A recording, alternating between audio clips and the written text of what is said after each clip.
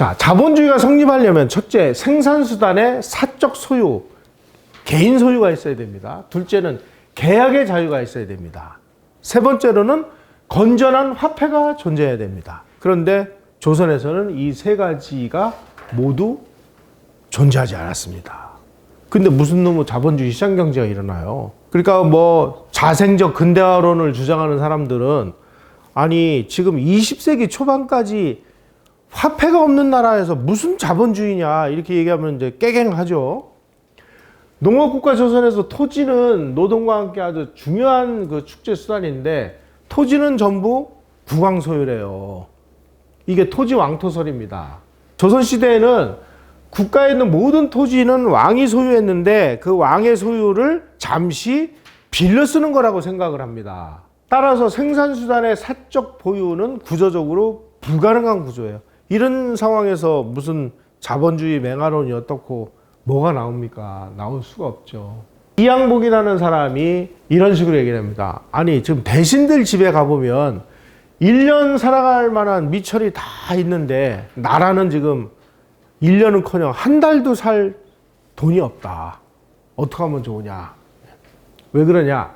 조선이 건국된 다음에 이 건국 공신들에게 이 과전, 직전, 뭐 노비 이런 걸 나눠줬습니다.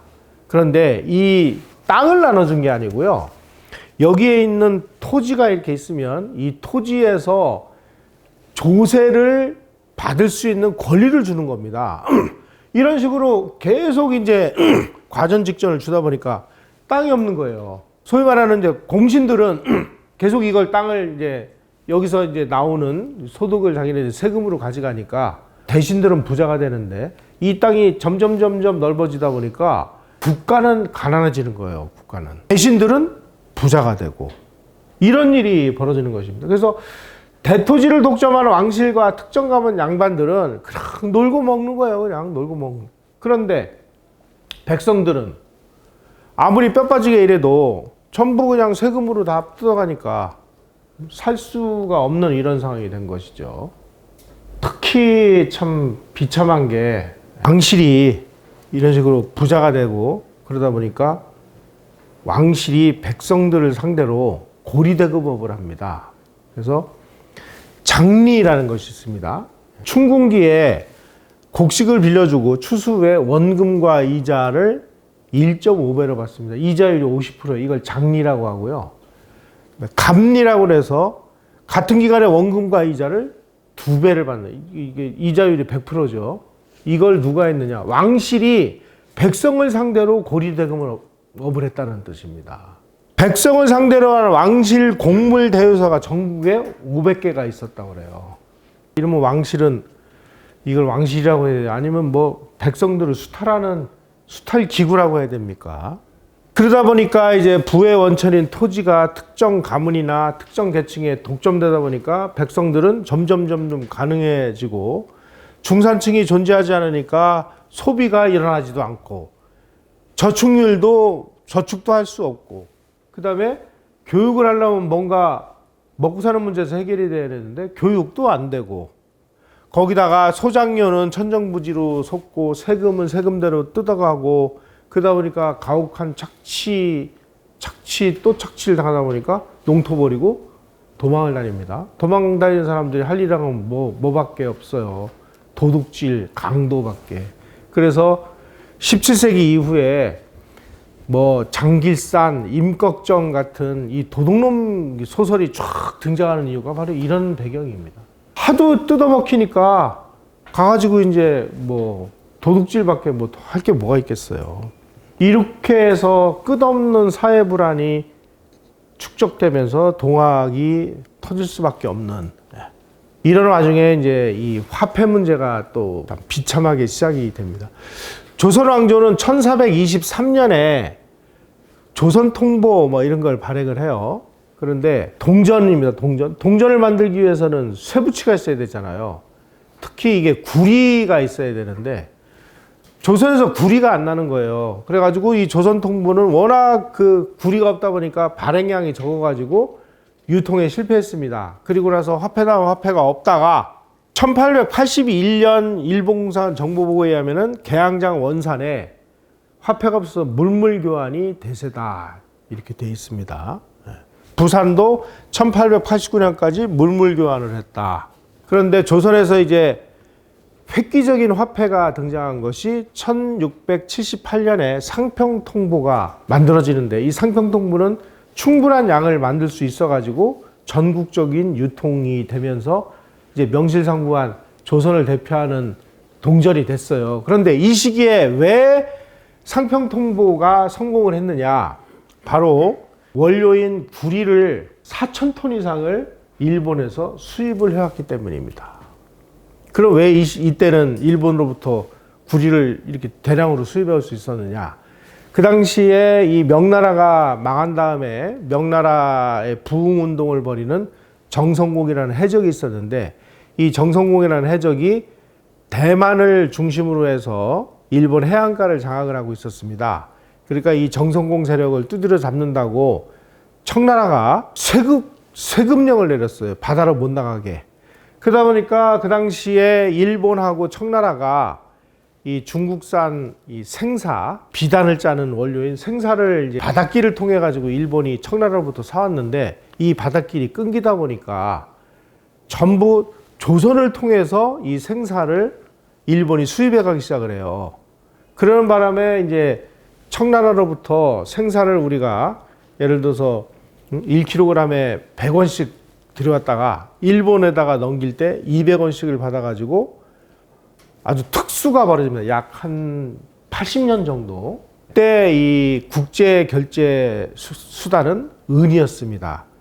그래서 일본이 청나라 생사를 사기 위해서 조선으로부터 생사를 사가지고 가는데 그 돈을 은으로 결제를 해요. 그래서 조선이 이제 이 흑수 현상으로 인해서 은이 이제 넘쳐나게 됐습니다. 그 은을 가지고 일본으로부터 구리를 사다가 4,000톤을 사다가 만드는 화폐가 상평통보였습니다. 그러니까 이 명나라 이 회복운동을 하는 이 정성공이라는 해적이 우리한테 큰 혜택을 준 거죠. 그래서 이제 상평통보는 주전 차이라고 그래서, 예를 들어서 이 100원짜리 동전 하나를 만드는데 약 70원이 들었다. 그럼 나머지 차액인 30원은 발행을 하는 사람이 가져가게 돼 있습니다. 이걸 주전 차익이라고 하는데, 이 주전 차익을 조선 정부에서는 어디다 썼냐면은 어느 지방에 흉년이 들었다. 그러면 그 흉년이 들은 지방에 너희가 화폐를 발행을 해라. 그래서 그 화폐 발행에 따르는 주전 차익을 그 지방 흉년을 이기는 비용으로 쓰거나 아니면 군대 유지하는 비용으로 쓰거나 아주 굉장히 건전하게 사용을 했어요. 이게 언제부터 망가지느냐? 고종이 즉위를 하면서부터 엉망진창이 되기 시작을 합니다. 1678년에서 1867년까지 189년간 1582만 양의 상평통보를 발행을 했는데, 원료인 구리를 계속해서 사와야 되는데 이 정성공 세력이 나중에 이제 멸망을 해가지고 다시 우리가 이제 그 특수가 사라져 버려요. 그러니까 이제 일본으로부터 은이 안 들어오니까 구리를 사올 수 있는 돈이 없는 거예요. 그러다 보니까 계속 그 상평통보를 발행하는 구리의 양을 점점 줄입니다. 그래가지고 처음에는 동전 한 개에 들어가는 구리량이 9.4g이었는데 시간의 흐름을 흐를수록 7.5g, 6.8g, 4.5g 점점 줄어들어요. 그러니까 이게 악화가 되는 거죠. 이렇게 화폐에 따르는 그 함량을 낮추면 낮춤으로 인해서 주전 차익은 점점 늘어나는데, 그 늘어나는 주전 차익은 누가 가져갔느냐? 왕실과 조정이 가져갔다는 뜻입니다. 이거를 건전한 데다가 썼으면 괜찮은데 고종은 푸닥거리 하는데 쓰고 온갖 정말 미친 짓 하는데 돈을 쓰다 보니까 나라가 결단 난 거죠. 19세기 후반에 상평통보의 실질 가치를 이제 더 이상 떨어뜨릴래야 떨어뜨릴 수 없는 상황까지 갔습니다. 이게 원래 9g이 들어가야 동전 하나가 만들어지는데 그거를 4g으로 줄이다 보니까 이 쇠붙이가 푸석푸석 해가지고 이게 돈이 만들어지질 않는 거예요. 그러니까 야, 안 되겠다. 이거 말고 새로운 걸 만들자. 그래가지고 만든 게 당백전이라는 것입니다. 이거는 상평통보의 한 양 똑같은 그 돈에다가 당백전이라고 써가지고 이 100냥짜리를 만들어 버린 거예요. 그러다 보니까 이제 뭐 화폐 주전 차익이 어마어마하게 늘어났죠.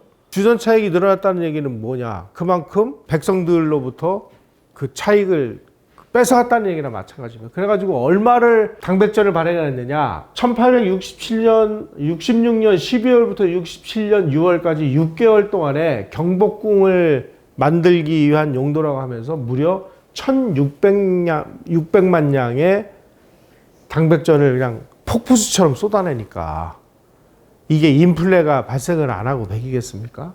그 전까지 189년 동안 조선정부가 발행한 상평통보 공급량하고 똑같은 양을 6개월 만에 갖다가 쏟아 부니까 아주 막 하이퍼 인플레이션이 폭발을 해가지고 조선화폐 총재고가 1867년 6월 말 2배로 늘어납니다.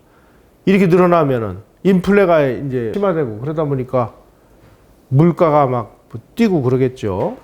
당백전을 발행했음에도 불구하고 돈이 모자라니까 그 다음에는 원납전이라고 그래서 말하자면 이제 우리가 원해서 이제 납부한다. 그래서 원납전이라고 하는데 말이 원납전이죠. 강제로 수탈한 거죠. 그렇게 수탈한 원납전 총액이 748만 량. 거기다가 이것도 모자라니까 이제 성문을 왔다 갔다 하면서 출입을 할 때 성문세라는 걸 받고요. 결두세. 하여간 별로 세금을 다 문재인 정부 때 세금 엄청나게 오른 거 아마 실감 나시는 똑같은 일이 이때 벌어진 것입니다. 이게 당백전의 명목 가치는 상평통보의 100배인데 실질 가치는 5배 내지 6배밖에 안 되니까 막 쌀값이 폭등을 하고 생필품 값이 폭등을 하고 그러니까 백성들이 이제 죽어나는 것이죠. 당백전 발행에 따르는 주전 수익이 360%였다고 합니다. 그래가지고 도저히 이제 당백전 이것 때문에 어떻게 할 수 없다. 그래서 2년 만에 당백전을 유통을 금지시키면서 노새 한 마리 살려면 돈을 바꾸면 이제 이만큼의 돈이 만들어지는 거예요. 과연 이거를 어떻게 운반했을까요? 이 사람들. 화폐라는 건 이제 주머니에 넣고 다니면서 필요할 때 쓰는 건데 화폐를 이만큼 주니까 이거를 운반하기 위해서는 인부가 한 10명쯤 필요하지 않을까. 그러면 이게 무슨 화폐냐 이거죠. 예? 그렇다면 그 이전까지는 주전 차익을 전부 흉년이 들거나 아니면은 조선 정부의 군대 유지를 위해서 건전하게 써왔는데 고종이 집권했을 때 주전 차익은 어디에다가 썼느냐 보니까 경복궁을 짓는 데 썼고요. 경복궁 중건이 끝난 다음에는 중추부, 사원부, 사학, 의금부, 감옥, 도성, 성문, 종묘, 성군관, 수리나 중건 집 짓는 데 다 썼다는 뜻입니다. 그래서 일부 학자들은 조선이라는 나라는 집 짓다가 망한 나라다. 이렇게까지 얘기할 정도로 만약에 이런 거를 군대를 유지하는 데 쓰거나 외교를 잘하는 데 썼다면 과연 조선이 이렇게 허무하게 망했을까? 이것도 한번 우리가 연구해 볼 만한 대상입니다. 이제 당백전을 막 폭포수처럼 쏟아내다가 이게 도저히 악화라서 더 이상 이게 기능을 못 하니까 이번에는 이제 당백전을 중지시킨 다음에 청나라 동전을 유통을 시키기 시작을 합니다. 이걸 청전이라고 하는데 원래 이게 청나라 시절에 그 오래전에 쓰던 이 동전을 이게 이제 녹여가지고 쇠붙이로 쓰기 위해서 폐철로 수입을 해왔어요, 조선에. 이 폐철로 수입을 해온 거를 정식 화폐로 유통을 시킨 것입니다. 그런데 이 청전의 실질 가치는 상평통보의 3분의 1에 불과한데 이거를 명목 가치를 상평통보하고 똑같이 하다 보니까 여기서도 또 이제 인플레가 발생하기 시작을 합니다. 청전 유통량이 막 300만 량에서 400만 량 정도 돼가지고 전체 동전 유통량의 한 30% 내지 40%를 청나라에서 폐철로 수입해온 청전이 도입이 됐는데 어느 날 고종이 청전 쓰지 마! 이렇게 해가지고 하루아침에 청전을 유통을 금지를 시키다 보니까 이걸로 인해서 조선의 이 경제가 완전히 붕괴를 해버립니다.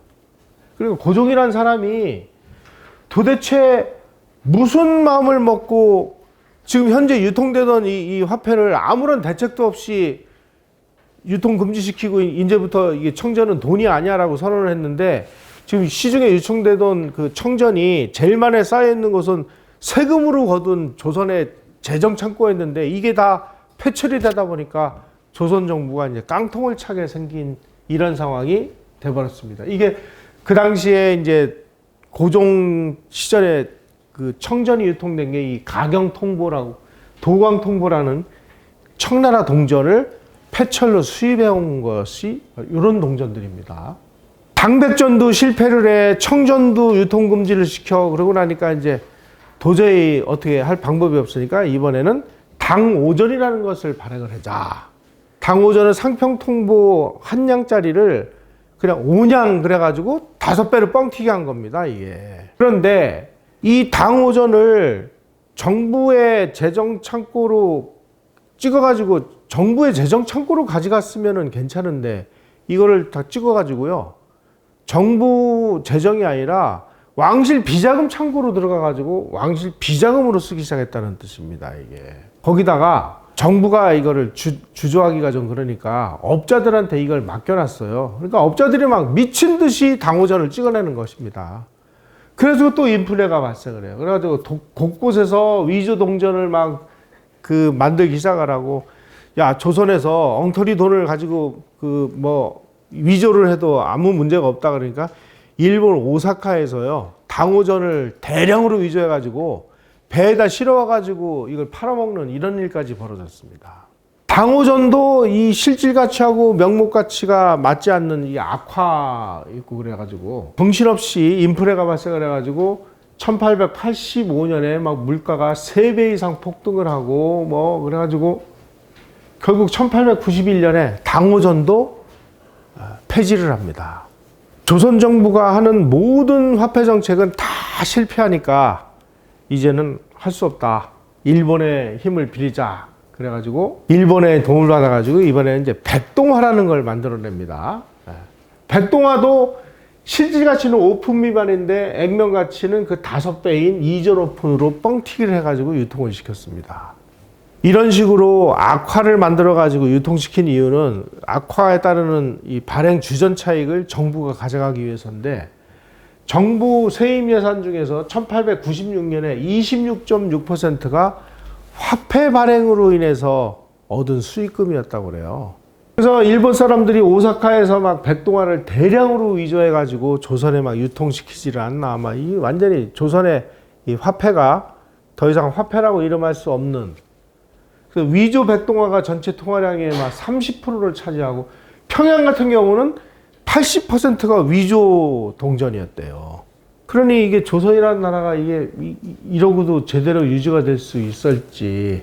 이런 식으로 당백전, 청전, 당오전, 백동화 같은 이 악화를 만들어 가지고 그 모든 그 데미지는 백성들에게 전가가 되다 보니까 인플레가 만연해가지고 조선 백성들은 이제 살림이 초토화되기 시작한 것이죠. 다시 말씀드리면 정부와 왕실이 가져간 이 주전 차익은 정부가 민간으로부터 무상으로 자원을 착취한 거나 마찬가지 상황이었습니다. 이게 바로 조선 백성들이 구한말에 찢어지게 가난한 진짜 이유였다는 것입니다. 러일 전쟁이 발발을 한 다음에 일본 정부에서 조선은 도저히 이거는 지금 상황으로는 이 경제 문제를 해결할 수 없으니 재정 문제 전문가인 메가타 다네타로라는 사람을 당신의 나라의 재정 고문으로 취업을 시켜라. 이 사람의 그 조언을 따라서 화폐 개혁을 해라. 그래가지고 메가타 다네타로라는 사람이 조선에 와가지고 지금 조선 화폐는 더 이상 어떻게 손댈 수가 없으니까 1904년 11월에 조선의 조폐 업무를 일본의 오사카 집회국으로 넘깁니다. 그리고 1905년 1월에 금보리 제도를 채택하고 조선의 이 화폐 발행권을 일본이 가져가 버려요. 이게 이제 뭐 화폐 주권을 가져가 가지고 뭐 대한제국을 뭐 침탈하기 위한 뭐 그 일보다 뭐 이렇게 얘기를 하는데, 이거를 우리가 조선 백성에서 입장에서 한번 보자 이거죠. 그 악화를 전부 그 몰아내고 어떻게든지 이 소위 말하는 이제 건전한 화폐 기능을 유지하기 위해서 이런 일을 벌인 것이죠. 그러면서 일본이 1905년 6월 8일 날 제1은행권을 발행을 해가지고 이 돈을 유통을 시키기 시작을 합니다. 자, 이런 식으로 조선 왕조가 대한제국이 화폐 발행 실패로 인한 물가 폭등이라든지 경제 위기가 없었다면 과연 조선 사람들이 나라가 일본의 통째로 넘어가는데 저항을 안 할까요? 왜 그 당시에 조선 사람들은 일본의 나라가 넘어가는 것을 그냥 의병 몇 명 하다가 말고 1910년에 실질적으로 조약에 의해서 주권이 일본으로 넘어갈 때 조선 사람들은 그다지 저항을 안 했거든요. 왜 그랬을까? 이런 이유 때문입니다. 저 조선 왕조의 그 통치하에서는 우리가 도저히 살 수가 없다. 차라리 그래도 근대식 화폐 제도라도 해가지고 이 우리의 삶을 조금이라도 나아지게 해줄 수 있는 뭔가 가능성이 있는 일본 사람의 통치를 받는 게 오히려 우리한테는 더 나은 거 아니냐. 이런 생각을 할 수밖에 없는 구조가 만들어졌다는 것이죠. 결국 조선의 이 화폐 제도가 망가짐으로 인해서 1894년 무렵이 되면 이 조선 백성들의 이 삶의 양태는 사실 조선은 1400년대, 1500년대 이 무렵 때쯤 되면 그러니까 주로 그때가 언제냐면은 세종에서 성종 기간 이때까지만 해도 유럽 어느 나라들하고 비교를 해도 조선이라는 나라가 그다지 어렵게 살았다거나 그 나라들보다 뭐 경제가 형편없이 나빴다거나 그런 기록은 없습니다. 이게 언제서부터 망가지느냐? 임진왜란이 벌어지면서 임진왜란 때 이 토지들이 상당 부분이 유실이 되고 농사를 못 짓게 되면서 막 그 황무지가 되고 이러면서 임진왜란의 피해를 임진왜란이 끝난 이후에 회복을 못한 채 계속 기울어가기 시작을 합니다. 그러면서 17세기, 18세기 후반으로 가면서 조선은 그 전기에 이 생산력을 회복하지를 못하고 점점 악화가 되면서 특히 1800년대, 1700년대서부터 조선의 인구가 늘어나기 시작을 하는데 인구가 늘어나다 보니까 이 사람들을 먹여 살리려면은 농가 밭을 만들어야 되고 농가 밭을 만들기 위해서는 산림을 불태워 가지고 화전을 일궈 가지고 거기를 농가 밭으로 만들고 그러다 보니까 산림이 황폐하다 보니까 비만 조금 와도 토사가 밀려내려 가지고 하천이 막 높아지고 그래 가지고 이때서부터 계속 소위 말하는 이제 자연재해가 빈발을 합니다. 그러다 보니까 점점 어려워지고 백성들의 이 소득은 점점 줄어드는 과정에 세금은 가혹하게 매겨지고 이러다 보니까 조선이라는 나라의 이 평균적인 삶의 질은 조선 초기가 이 정도 돼 있었다면 조선 후기로 가면 갈수록 점점 못 사는 미끄럼틀을 타는 식으로 쭉 떨어집니다. 이게 바로 이 무렵에 1894년에 뭔가의 불씨가 펑 하고 튄 게 동학이라는 것입니다. 그래서 동학을 연구하는 학자들은 결국 동학은 조선의 화폐제도의 실패가 낳은 필연적인 귀결이었다 이렇게 이야기들을 하는데요. 그러면 이제 동학이 어떤 과정을 거쳐서 어떤 식으로 진행이 됐고 구체적으로 어떤 부분이 역사적 사실과 다르게 지금 잘못되어 있느냐 하는 부분은 다음 시간을 통해서 말씀드리도록 하겠습니다. 고맙습니다.